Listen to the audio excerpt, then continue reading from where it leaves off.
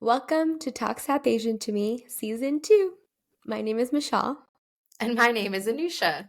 Tune in every Thursday at 5 p.m. Central and hear us react to each other's stories about mental health and growing up in different South Asian households. And remember, this podcast is not therapy. Engage with what feels entertaining and resonates with you, and leave what doesn't. Ooh, we're already at the second letter of Season 2, and right, the letter B. Are you ready for the topic reveal? I'm ready. Drum roll, please. Building resilience. Yay. Yes. That's a good So topic. excited. I know we talked about doing this topic last season. Yeah. So I'm glad that we ended up doing it. We finally got to it. Yes, it's such a good topic. Okay. So like we always start, I'm going to define resilience, go into a little bit more background about resilience, connected to research within our South Asian culture, and then we'll kind of share each other's stories. You ready? I'm so ready. Yes. Okay. So the definition that I'm going to share is from the American Psychological Association. And they state that resilience is the process and outcome of successfully adapting to difficult or challenging life experiences, especially through mental, emotional, and behavioral flexibility and adjustment to external and internal demands. I know that was lots of words, but like some words that stood out to me was, adapting to challenging life experiences successfully, especially through the mental, emotional, and behavioral flexibility and adjustment that's required against the external and internal demands of those experiences. Yeah. So what are your thoughts? I know that's like a heavy definition. Oh yeah, I was like, it's totally. I'm just trying to keep up with it. I'm just kidding. But what it reminds me of though is that's a really good definition because when I looked it up, because I was like, yeah, what is resilience? Like really mean? Mm-hmm. I looked up like on Oxford, and so it was a very shortened version of that. But what comes to mind when I think of resilience is often like a spring. You know, when you like compress a spring and you let go, it just kind of bounces back. Yeah. Essentially that idea. That's what usually comes up for me when I'm like, resilience, what is it? I think for me, I read it as the ability to bounce back, the ability, as you said it in your definition, the flexibility. Yeah. No, that's exactly right. That's how I learned it for the first time too. Like when I took psychology classes in undergrad, like it's like a spring, that analogy, like you're able, no matter what, crushes you or steps over you, like you're able to bounce back. Like the spring example. Yeah. And then the American Psychological Association kind of goes into like the factors that contribute to resilience, which I thought that was really interesting to point out.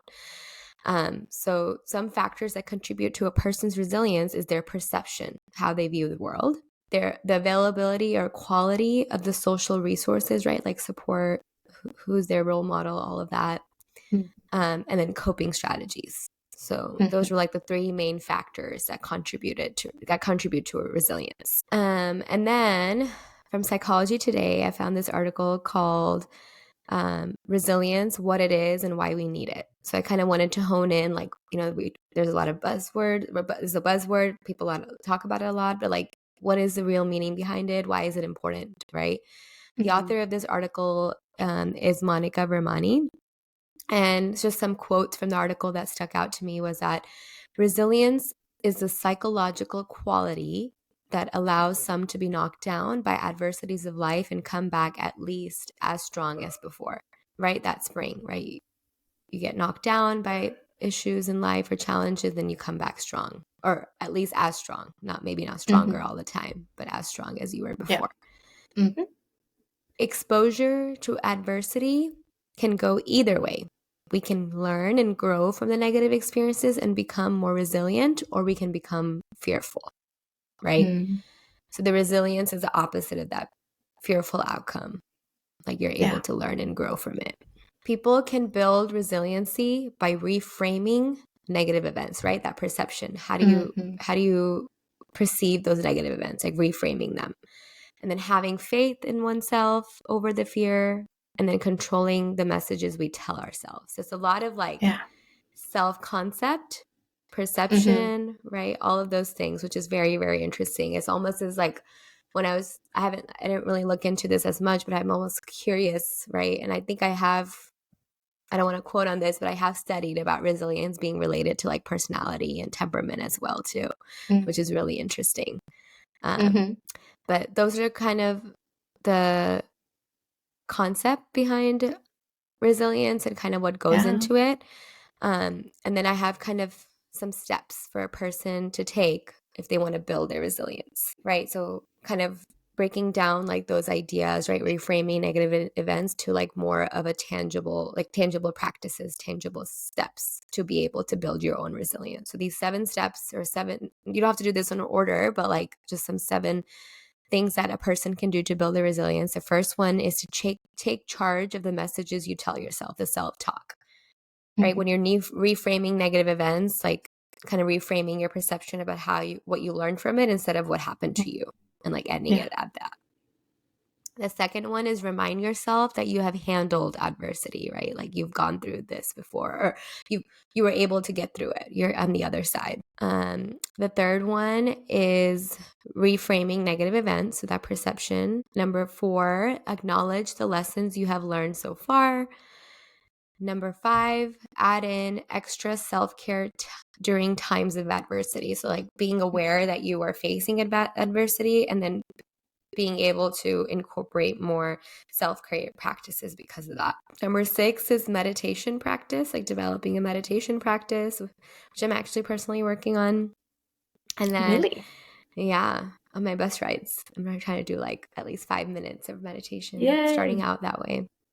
Love it. And then number 7, like choosing to believe in yourself, have faith in yourself over the fear of the unknown, which is a big one, right? Like Mm-hmm. unpredictability, Oh, yeah. wanting to always have control. But I think resilience allows you to accept that unknown and that uncertainty.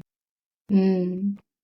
Hearing all of these kind of strategies and tips in order like that, you know what I just realized? Mm-hmm.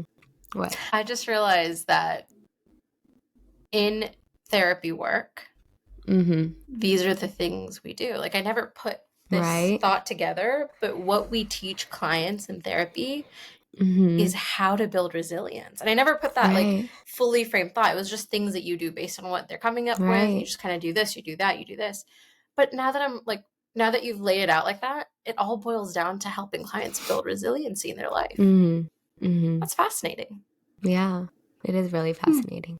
I kind of wanted to, like, as you're saying that too, like a lot of the things that I'm like incorporating in my practice, like I gained through therapy. So that makes total sense too, is that you are trying to make your spring stronger through Yeah. therapy to be able to Yeah. bounce back whenever you face adversity, because adversity is inevitable, right? Challenging Exactly. experiences are inevitable in our lives. It's just how we Mm-hmm. respond and how we show up with their own resilience to overcome it. Mm-hmm.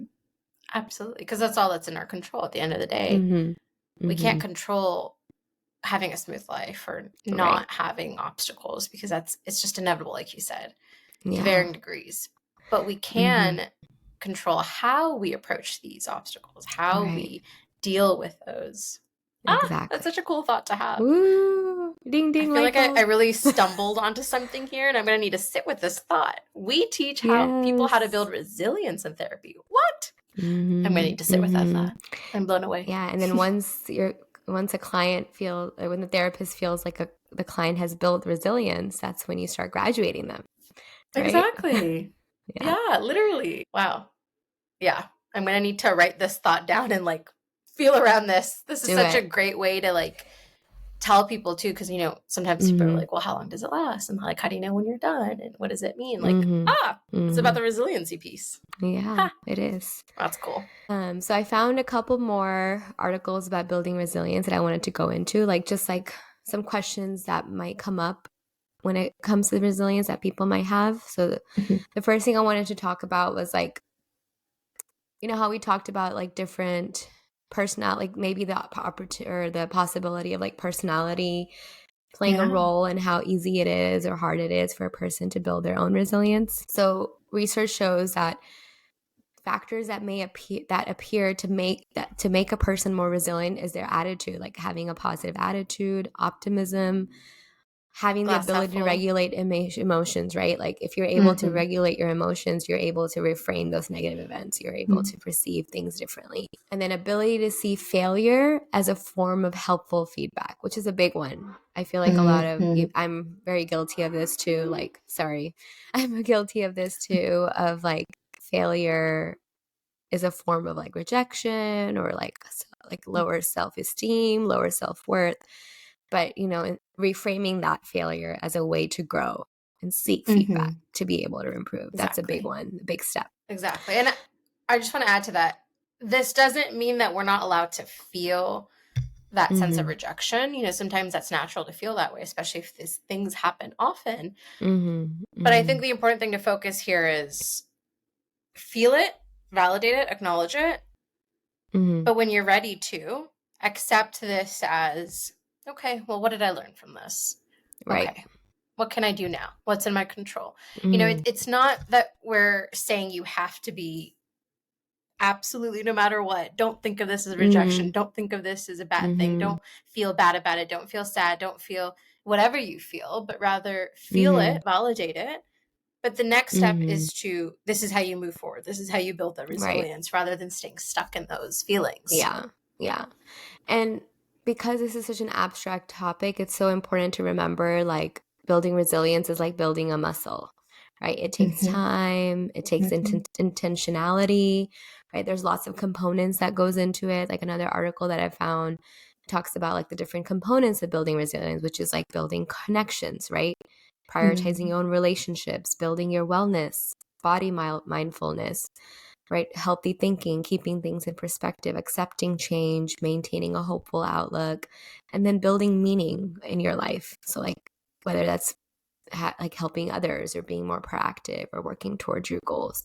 So again, like all these steps, all these components, they're so broad and there's so much that can take so much time and intentionality to like build those different components of your life to build your resilience. And it's important to remember that, right? A muscle isn't built, like just like the body doesn't change overnight, like Yeah.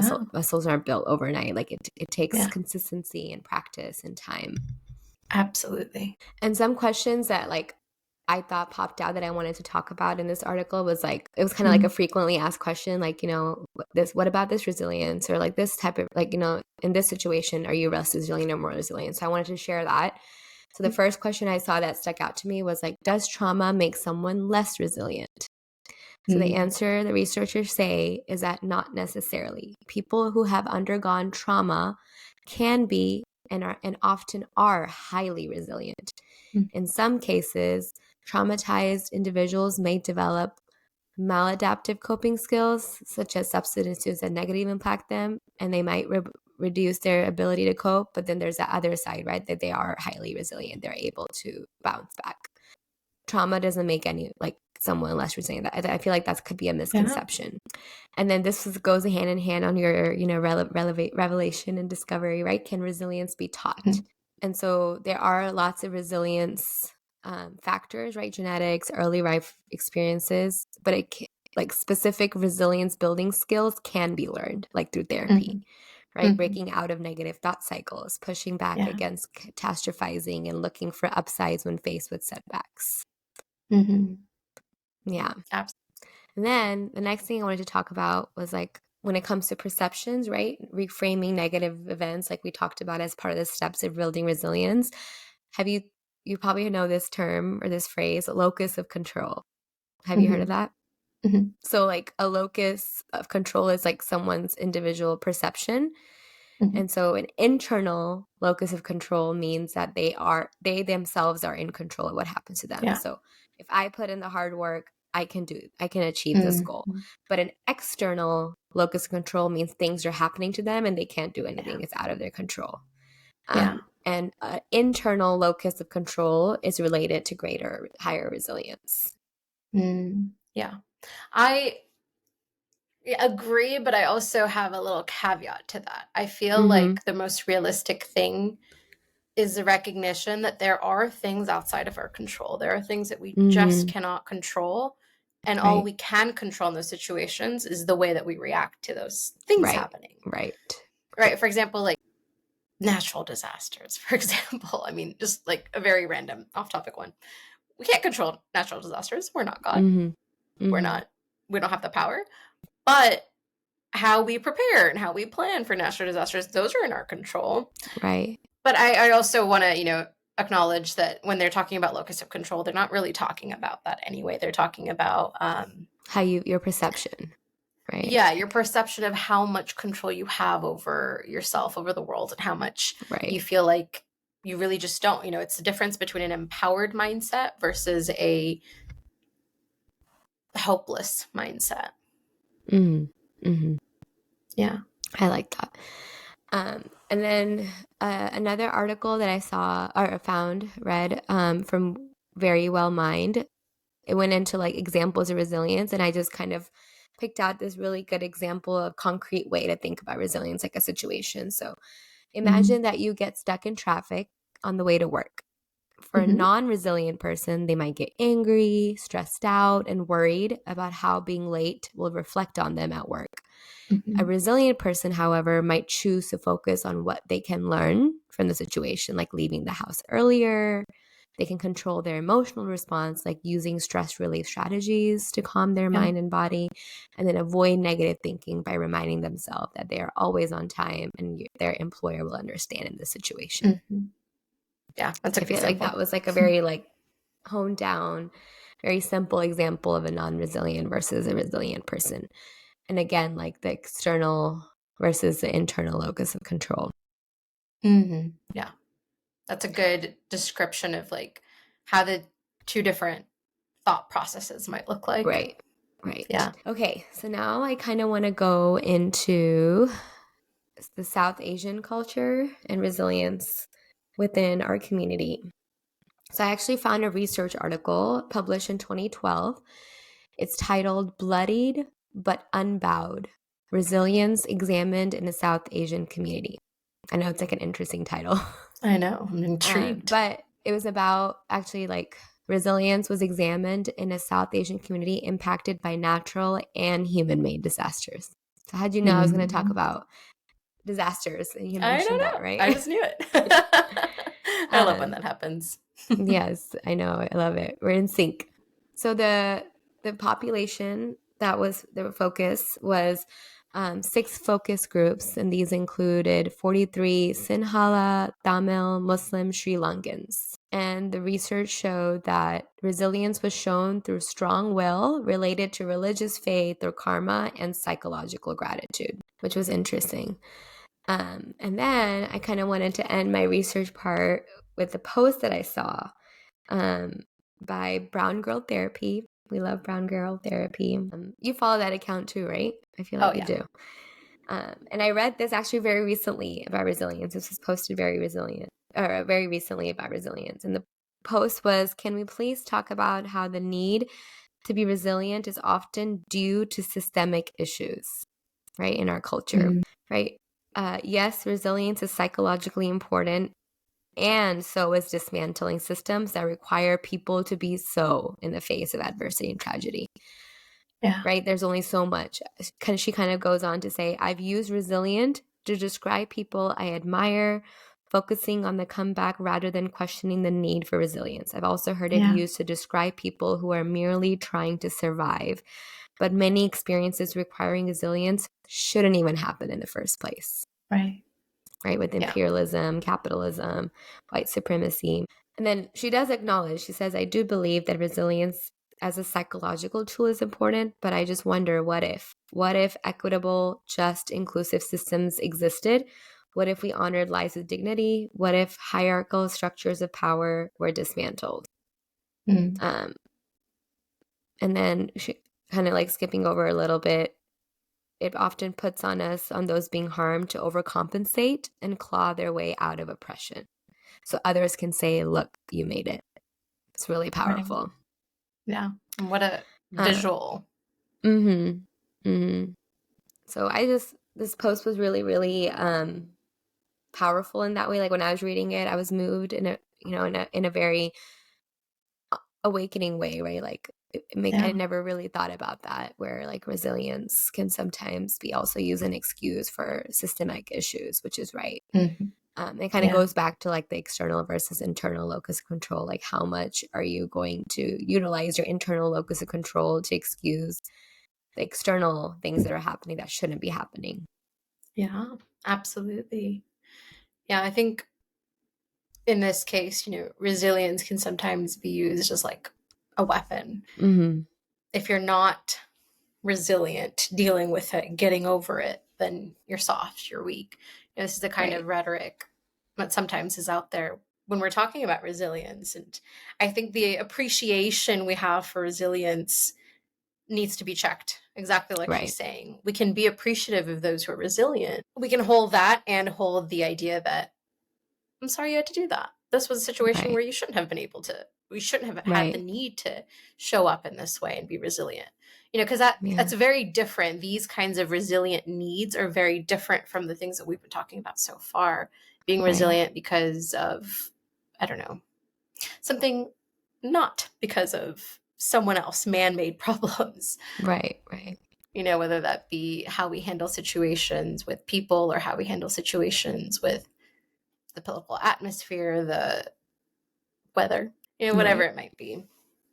I think that's always a really good moment to check yourself. That's why actually I really love her page is I it really do. gives, the topics that we see all the time and the things that we think about, it just gives you a moment of pause and being like, but did you think about it like this? And it's like, oh yeah. Yeah.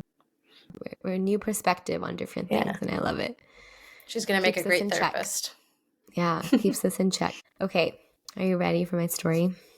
I am. Wait, I have a quick Okay. question.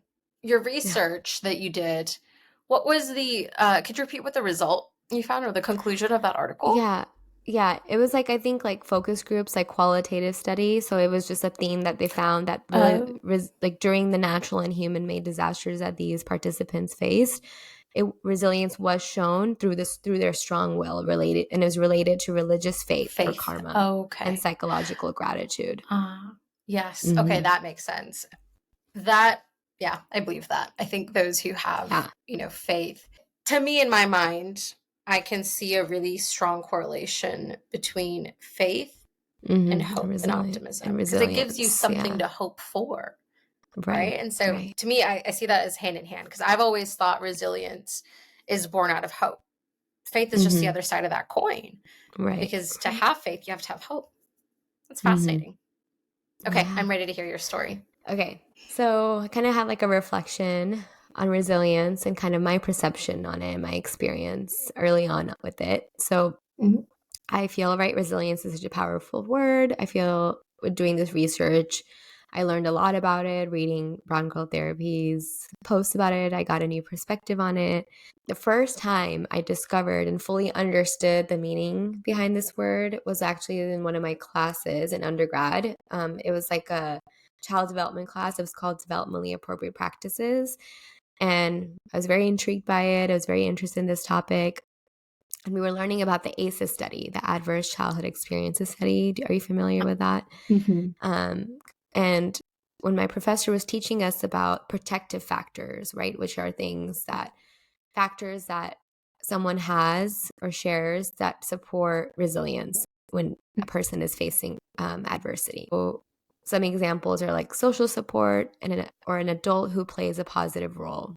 Yeah. So the protective factors that we discussed in my class when it was, related to children was that, an adult who plays a positive role in the child's life, who can decrease the negative impact of adverse childhood Mhm. experiences. It's interesting to me too, like how resilience can be innate, but also learned, right? It could go both Mhm. ways. We kind of Yeah. talked about that. I would say me and my family showed resilience through many aspects of life, right? We've talked about immigration, war, mental health challenges, experiencing biculturalism. And with me personally, I feel that I have shown resilience since I was very young. When talking about locus of control, I feel like I really share an internal locus of control that I had innately, Mhm. I would say, like since childhood. That was something that I did not have to learn.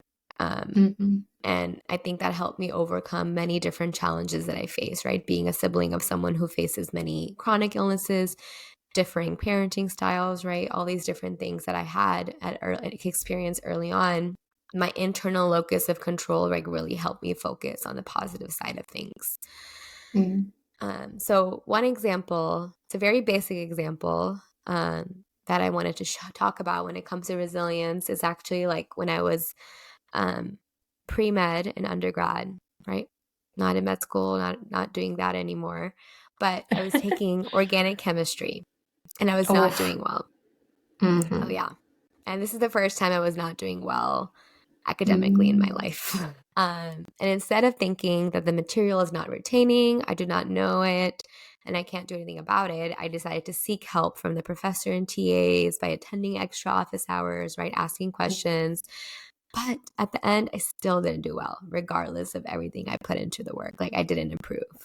So like I was able to show resilience through it, but that was like the first time where like my resilience had to be perceived in a different way. Like instead of saying like, you know, oh, I'm not good at this, I'll never be good at this. I'm like, oh, I need to put in the work. And even though I'm not still doing it with the work, I can still like this is probably too much information, but like I went from like failing to like passing, and that wasn't like Mm. still up to par what I was used to academically, Sure. but I made it to that point, right? So I had to Yeah. reframe that negative event, in my opinion, in a different Yeah. way. Um, Another example that I had, this is earlier, like I kind of touched on it in previous episodes about my parents' separation, and how I went through that brief rebel phase, right? I still felt like I had the control over how I wanted to react, right? I decided to take control of the situation by controlling how to support my sister. And so I remember like during arguments and things like that between my parents, like I felt like I had control on how things were going to affect her or shielding her from what's happening. And so like putting in headphones in her and things like that, being a Mm. support to her, right? This gave me purpose, right? It gave me meaning, which helped me be Mm. resilient. And you know, another kind of thought that I had towards the end of reflecting on my resilience is that sometimes like when I felt like my parents' love was conditional growing up, and it was not great and Mm. affected my attachment for sure, right? And you know, currently to what which I'm working on. But I feel that like my willingness to take that internal locus of control and take action to improve my mental health by seeking therapy really helped me be resilient, right? Like, no one, I mean, people were asking me, like my close loved ones, about therapy when I was struggling with my mental health before I Mm. started therapy. But it didn't take long for me to like be like, okay, I have this internal locus of control. Like, if I seek support, I seek professional help, I Mm. can improve my attachment style, I can improve my mental health. So I feel like that resilience, that internal locus of control really like set the path for me, which I feel very lucky and grateful and privileged in that way. Yeah, definitely. And I Yeah. love your examples too, because not only do they show your ability to, lean on your innate, innate and or modeled learned um, Mhm. locus of control internally, but also even when there were some situations when you maybe in those specific situations, it was more of a little bit of an outside, you were able to quickly depend on all of these like skills you've built in so many different Right. areas and kind of apply it to this, like your Mhm. therapy. It might not be something that was modeled. I think we talked about like you're kind of the first in your immediate circles to go to therapy. So it's not something that's modeled. It's not Mhm. something you knew like immediately, I'm going to go to therapy, like as soon as Yeah. you discover there was an issue. But like you were able to apply, what, I've done it in these different ways. I can also take charge of this. And like Right. learning how to build your way towards that internal locus of control from the Right. outside. That's awesome. Right. I'm Appreciate proud it. of you. Always killing it, girl. Thanks. High five. Appreciate it. You too, girl. But yeah, that's my story. Mm. Well, thank you for sharing. Yeah, I of love hearing, course. sometimes a lot of our stories are very like heavy. I love hearing the stories of something, positive and like Mhm. optimistic, like building Mhm. resilience. Beautiful. Right. Well, for my story, I think what I want to hone in on first and foremost is the recognition that oftentimes in our podcast, especially, we talk about how nearly everything goes back to our parents, the childhood blueprint, right? Right. And so I want to talk about and start with that too. We don't just learn the bad, we learn the good from our parents. And Mhm. resilience is something that I absolutely 100% credit to them. my resilience entirely comes from them. And I know, in the podcast, in the previous episodes, we've talked about like how my parents ended up coming to US. They had a business, things Mhm. went south. They, didn't, and it was like pretty bad, but they didn't stay down. They used the help of, their support system and their protective factors. And they Mhm. journeyed all the way over here, without anyone being here, and, just kind of rebuilt literally from the ground up. And some of their stories, especially like their struggles and hardships, like especially the story of them like going on a bus and like walking and going on a bus, walking Mhm. to take just like get groceries. And like I just imagine like when I get groceries, I struggle to carry the bags from my car in the garage to the kitchen. And I can't even Yeah. imagine, like it just always makes me feel so emotional when I think about them having to take all of their groceries, get on a bus and do it. And I've actually seen people do that. And I get the same kind Yeah. of emotional feeling of like, damn, these are situations in which people really have to dig deep to find that resilience Right. that, well, this is what we have to do kind of attitude, Mhm. Mhm. So I grew up seeing that resilience modeled in their behavior, a kind of, okay, well, this happened. What are we going to do about it? Just kind of that Mhm. make it happen, Bob the Builder kind of attitude. Mhm.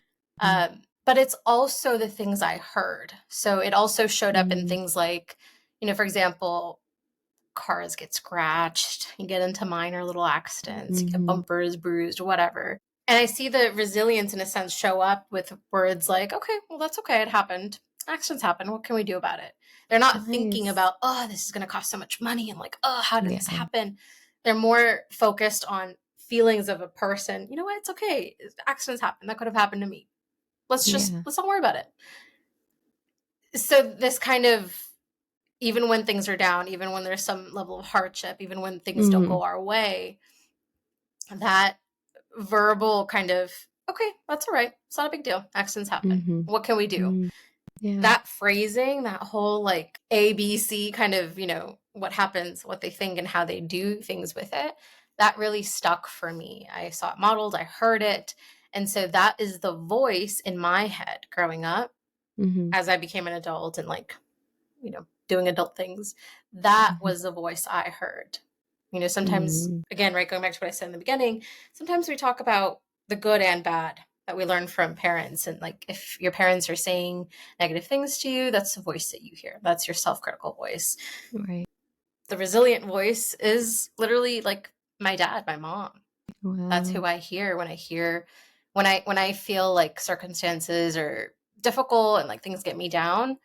Yeah. Their voice is the voice I hear telling me, okay, well, it happened. What can you do? You can't control that. What can you Yeah. That's so control? beautiful. That's so Yeah, amazing. I love that.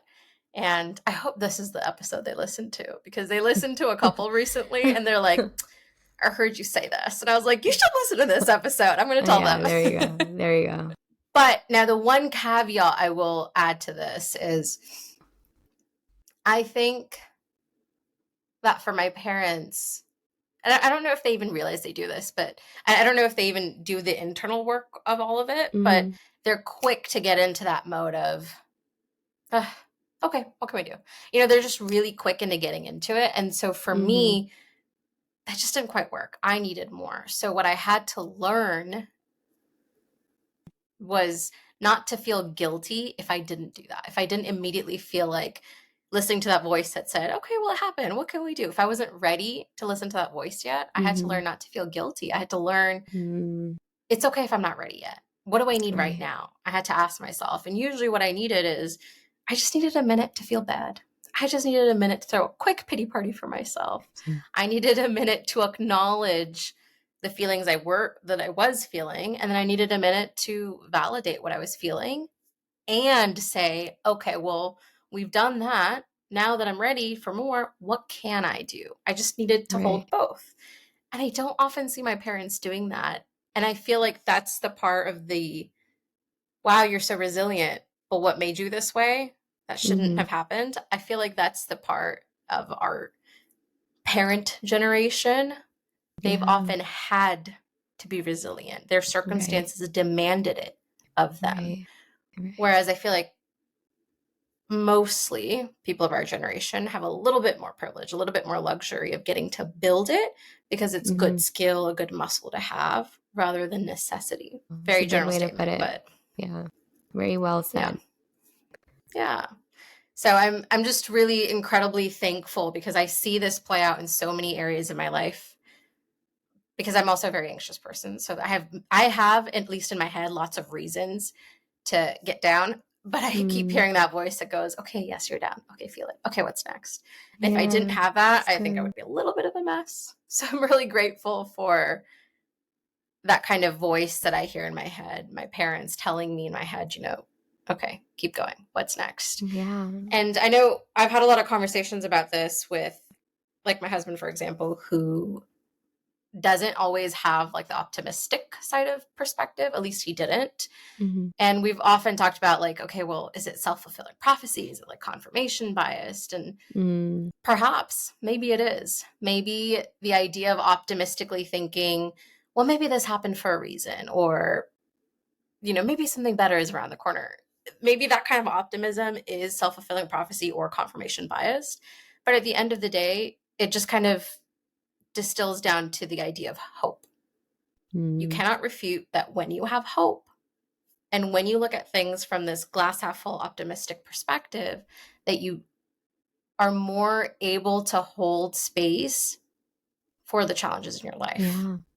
It feels lighter. You feel like you can deal with it versus the opposite. So, whether it's in our minds or not, I think it's Mhm. still something worth trying, still something worth Yeah. embodying. Absolutely. That's That's my very, story. very beautifully well said. I love how like go auntie and uncle. Like I love that. And I'm really glad that you shared that because at least speaking from my experience, like that's not something like I heard I actually would like hear the opposite, right? The negative, like, oh, like I can't believe Mhm. this happened. Like we have to spend this much money or we have to do this. Um, Yeah. so I just love to see people in our parents' generation to have that different mindset like your parents had. And it Yeah. had a really positive impact on you, which is so amazing. Yeah. Go our Yay. parents. They struggled, Yes. but we're Yes. we're working on it. We're killing It's so it in our own interesting ways. how, like, Mhm. with your resilience that you discussed was more about, like, the role model, right? Like that social support and like how it was modeled to you. And where Mm. me, like, it's so weird to say this, but like it almost was innate to me. Like it was almost as Mm. if like maybe it was in my genes. Like, Mm. whoever it got passed down from, like, thank you. Like I'm not saying my parents aren't resilient, but like their outlook and their view and Mm. their ability to reframe negative events is like different than mine. And they're very Mhm. resilient people too. Like they've gone through a lot and Yeah. they had to restart when it comes to their professions when moving to the US. But Mm. when it comes to like events and like smaller adversity and things like that, like the Mm. viewpoints are so different. And so it's Yeah. almost as if like, where did mine come from? Like where did the Yeah. internal locus of control come from? I'm just really grateful Yeah. for it. There's something So kind of innate that kicked in for you right. that said, "Okay, I need this," and it just kind of Mhm. you like showed up for yourself in that way. That's awesome. Mhm. Yeah. I love the age old debate of like, is this something you're born with versus something you learn? Right. It's such a Nature versus fascinating nurture. Ooh. concept. Exactly. Nature versus Fascinating. nurture. I mean, people can argue both Yeah. ways for resilience too. Yeah. And It's I both honestly ways. think, like with everything in life that I've come to find, it's probably both. It is, I'm sure. Yeah. And like we talked about how resilience building skills can be acquired through like Exactly. practices and professional help like therapy. So, Exactly. woohoo, go therapy. Yay. Yes. So if anyone is struggling with the resilience side of it, hit me up if you're in There you Texas. go. There you go. Shameless plug. Shameless plug. Woohoo. Alrighty. All Shall right. I see us out of today's Yes. episode? Yes, that sounds good. All right. So, as always, if our podcast resonated with you and you'd like to share your story with us or ask us any questions, you can reach us at talksathasiantome@gmail, or you can find us on all the socials at the handle at talksathasiantome. See you guys next episode. Bye. Bye.